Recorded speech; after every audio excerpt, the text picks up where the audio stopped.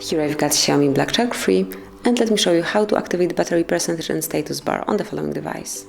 So first of all, you have to open the settings, then find and select display, scroll down and click on status bar.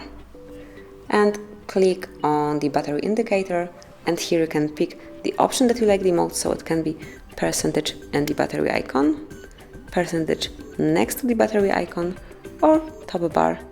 As you can see, it's no longer here. So let me choose next to the battery icon because it is most visible option, and I would like to see the current battery level of my Black Shark 3, and you can pick whichever option you prefer. Enjoy, thank you for watching, please subscribe our channel and leave the thumbs up.